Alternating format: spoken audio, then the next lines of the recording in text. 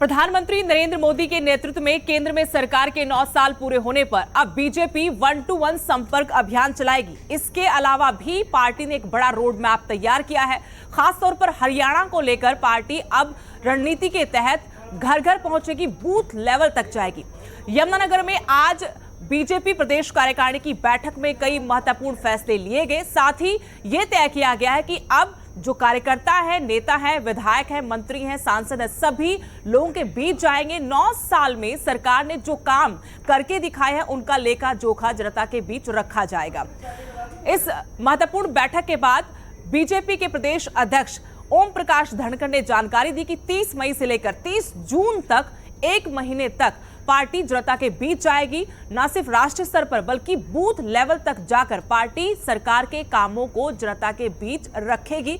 इसके अलावा 10 की 10 लोकसभा सीटों पर रैलियां होंगी और हरियाणा में 2 बड़ी रैलियां भी बीजेपी आयोजित करेगी, जिसमें केंद्र के बड़े नेता शामिल होंगे। पूरी तरह से अब बीजेपी चुनावी मोड में आ चुकी है। एक्शन प्लान पर अब काम होने लगा है। आज जिस तरीके से बीजेपी के तमाम बड़े नेता यमुनानगर में एक मंच पर नजर आए, उसके बाद देखना होगा किस तरीके से बीजेपी अब जनता के बीच जाती है। हालांकि एक तरफ मुख्यमंत्री मनोहर लाल खट्टर जनसंवाद कर जनता से रूबरू हो रहे हैं, उनकी समस्याओं का हल कर रहे हैं। दूसरी तरफ अब 1 महीने तक हरियाणा में भी बीजेपी पूरी तरह से एक्टिव मोड में नजर आने वाली है। 30 मई से 30 जून तक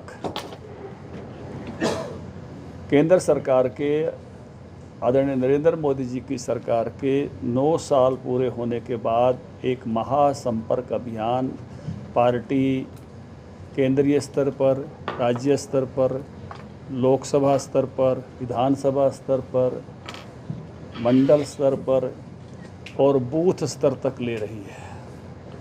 उन सब कार्यक्रमों की योजना बनाने के लिए आज पहली बैठक हरियाणा की दृष्टि से प्रदेश कार्यकारिणी की यमुनानगर में हो रही है।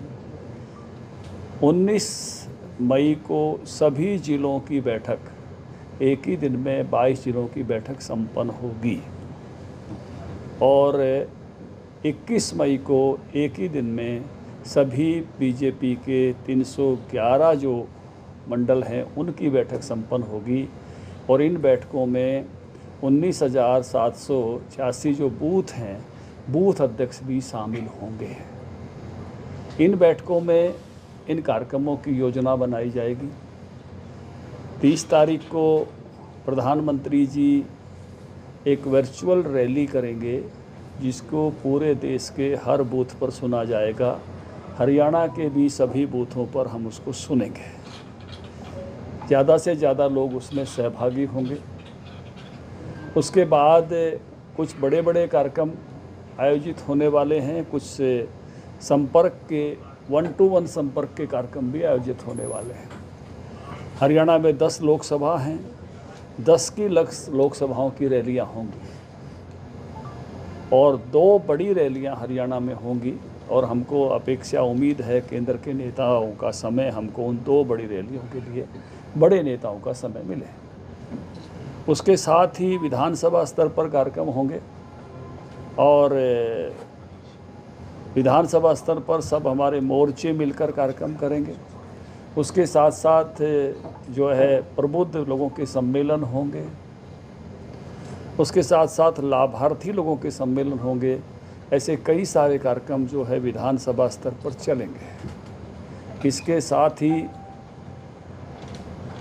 जो बूथ पर भी कार्यक्रम जो है, जैसे प्रधानमंत्री जी की मन की बात हम हर बूथ पर सुनते हैं।